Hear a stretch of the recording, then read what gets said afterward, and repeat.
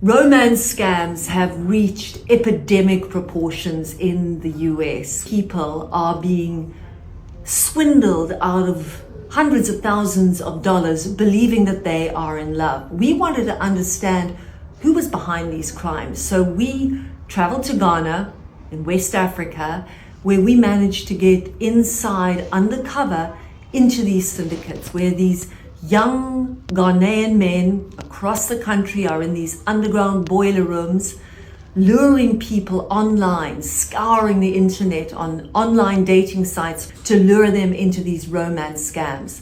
They prefer targeting men, they say, because they fall harder and quicker and are less likely to report it to the police because of the shame associated with it. And once that emotional connection is secured by these younger scammers, the big bosses of the syndicate, the closers, step in because they usually speak better English, and they seduce them into believing that they've fallen in love. They shower them with gifts, with affection, with messages.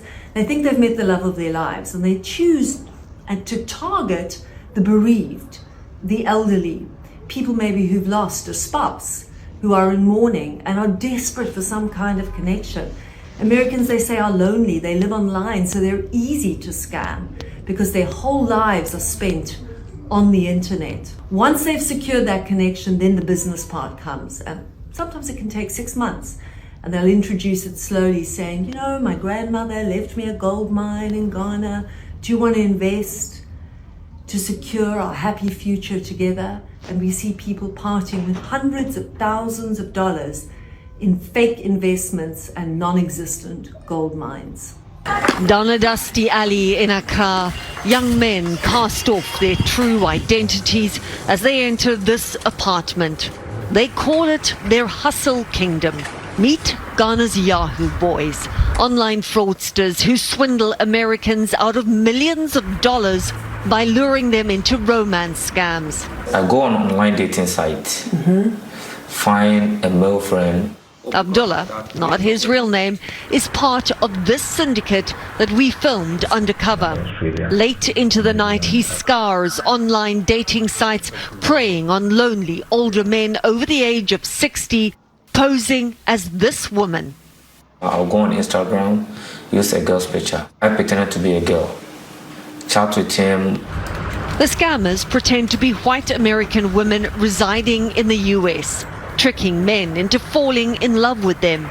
But these are small-time hustlers working for a boss who sets them up with phones, laptops, electricity and internet.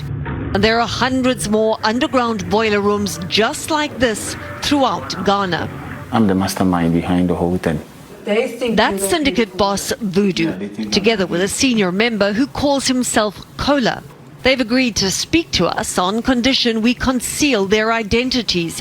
I come from a poor family and a poor background. And in a world connected by the click of a button, they've turned to cyber fraud. How am I going to survive? Kola's a university graduate who can't find a job. I feel disappointed, like I didn't go to school to do this. Sometimes we take money from people, imagine that is my dad. But hey, in our game there's no sympathy. Because once you go on the sympathetic side, you go hungry. At the very bottom of the syndicate, new recruits learn the tricks of the trade, starting out by trawling the internet for new clients. Once hooked, the closers like Voodoo and Kola step in. I fish everywhere in the world. Which areas of the world are easier to catch? Okay, easy to catch is Americans. Here he's chatting with a 60-year-old man, posing as Sandra, living in New York, who'll soon be visiting her grandmother in Africa. The man asks what she looks like. Voodoo pulls this image from a porn site.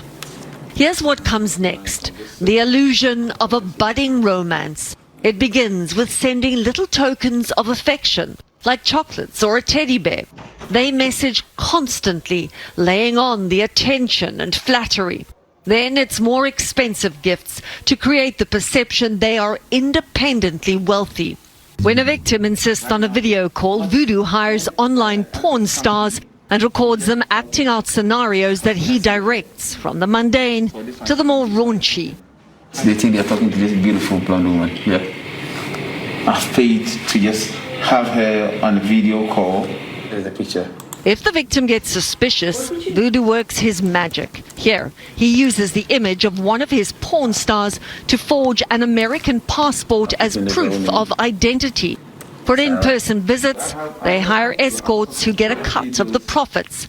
Building trust can take months. We do all that to get his attention and the trust. Boom, then we cheapen business. It's time for the big con, getting them to part with huge sums of money. The setup often centers around Ghana's globally renowned gold mines, the largest in Africa. The scammers, still posing as a woman, claim they're in line to inherit one of these mines. The victim is invited to invest in the mine with the promise of huge returns that will secure the happy couple's future together. All sealed with a forged ownership document, complete with an official seal. Yahoo boys and their hustle kingdoms are glamorized in popular West African culture.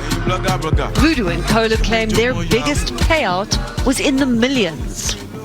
Every person have money. If you don't have money, the bank can borrow you money. Do people go into debt then because of you?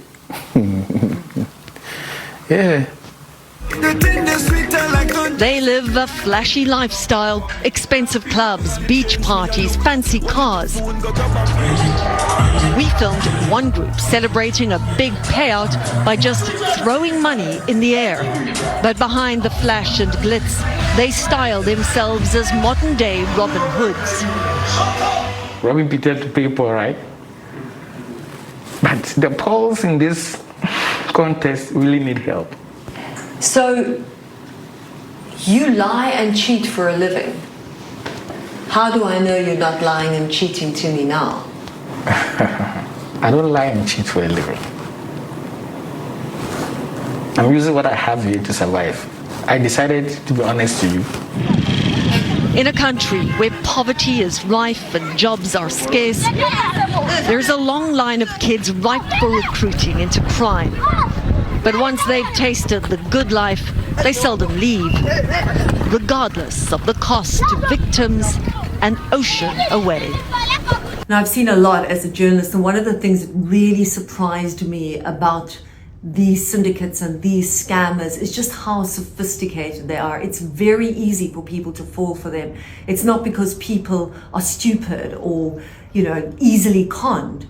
They target exactly the kind of person who might fall for it, and then they work it really, really hard. These are sophisticated people, university graduates often, who are going in determined to get as much money as they possibly can, and then dropping the person after that, breaking their hearts, and also stripping them of their wealth. So this is a scam where people have to fall for it because it's set up in such a way that is the obvious outcome for the scammers, and they cover every single loophole.